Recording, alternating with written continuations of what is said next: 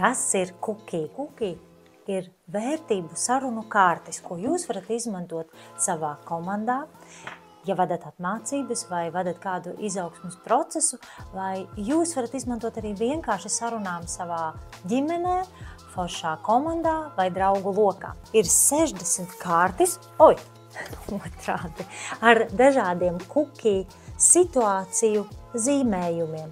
Kukijam nav ne dzimuma, kukijam nav vecuma, kukijam nav arī nekāda statusa, kukijam ir emocijas un arī konkrētā situācija, kas definē stāstu par mazo cilvēciņu. Piedāvājums numur 1 – stāsti par sevi.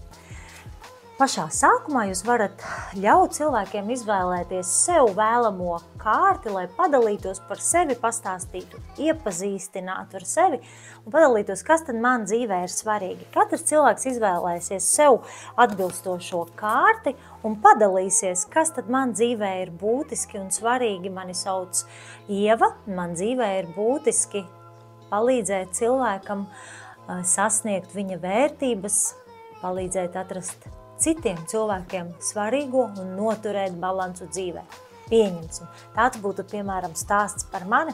Kāds cits varbūt izvēlētos: hei, mani sauc Juris, un man dzīvē ļoti vērtīgi un svarīgi ir visu laiku mācīties. Līdz ar to iepazīšanās laikā ir atvieglota situācija, kā tad mēs varam padalīties par sev aktuālajām lietām. Metode numur 2. Jūs varat komandai izdalīt pēc nejaušības principa kārtis un ļaut katram dalībniekam nejauši izvilktajā kārtī saskatīt kādu situāciju dzīvē, kur cilvēks ir piedalījies, bijis, novērojis, un pēc sava mini stāsta padalīties ar dzīves atziņu, kas viņam vai viņai šķiet nozīmīgi noticis kāda cita cilvēka dzīvē, ko viņš ir redzējis un kāds viņam ir mācību secinājums pēc redzētā šajā situācijā.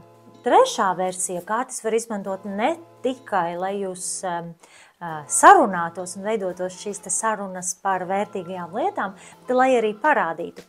Jūs varat sadalīt 30 cilvēku grupu, ņemsim 6 mazākās grupās pa 5 cilvēki, katrai grupai izdalīt čupiņu ar kārtīm un lūgt izvēlēties 3 kārtas, pēc kurām jūs radīsiet mini skeču, ko jūs kopā parādīsiet par vērtīgo dzīvē. Līdz ar to 3 izvēlētas kārtas var radīt kādu stāstu par personāžu, kuram dzīvē ir bijis tā un tā, un grupa šo stāstu parāda, un pēc šīs mini skeča performances jūs varat vēl parunāt, reflektēt, dalīties ar atziņām, ko jūs no šī stāsta varētu visi kopā mācīties. Tas, ko jūs varat vēl izmantot, pateicoties kārtīm kuki, jūs varat dalīt komandas grupās. Ieņemsim, jums ir 30 cilvēku grupa, un jūs gribat sadalīt tās 5 grupās pa 6 cilvēki, tad jūs varat lūgt, lūdzu sadalieties pa 6 cilvēki pēc krāsām. Jūs varat izveidot komplektus pēc krāsām kārtīm,